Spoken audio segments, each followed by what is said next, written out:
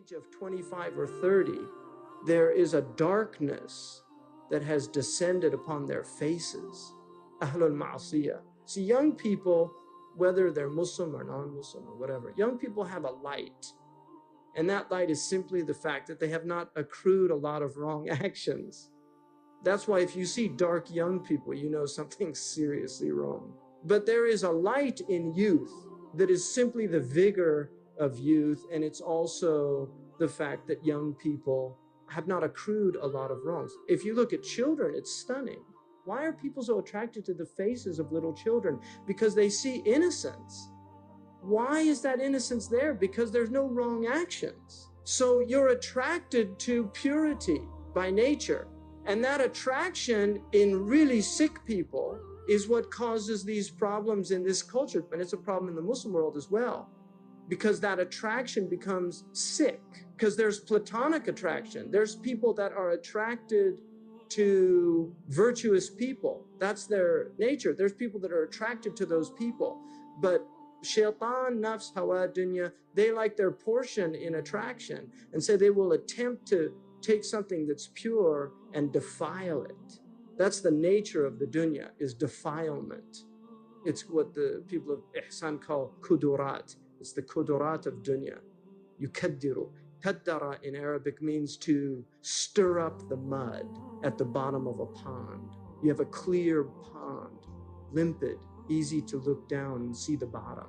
But if you muck up the bottom, then you stir up all of that dirt. Well, that's the nature of the soul, that if you allow these ma'asiyah to be stirred up, they will eventually muddy the purity of the self.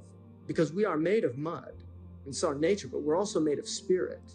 So whichever one's dominating is the one that's going to show itself. And this is why the light of the aged it's not youth, and the darkness of the aged is disobedience.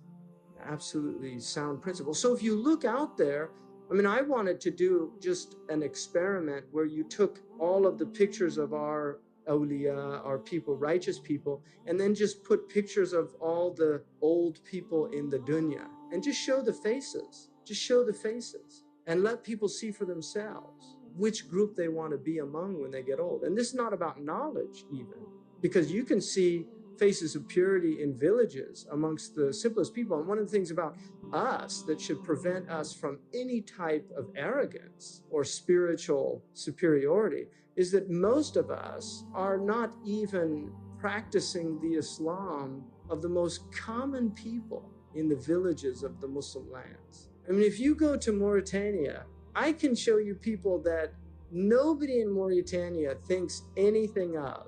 And they do a juz of Quran every morning and every night. They do the ma'thurat of the Prophet every morning and every night. They fast the 3 days of the month, every month.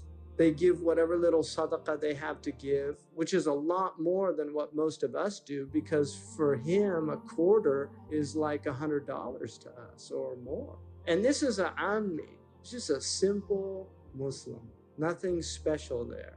So that's the type of age we're living in, when people that do a little start thinking that they really are something. Part of having taqwa is that you don't fall into those traps, because the self by its nature is deceptive. It's constantly trying to deceive you.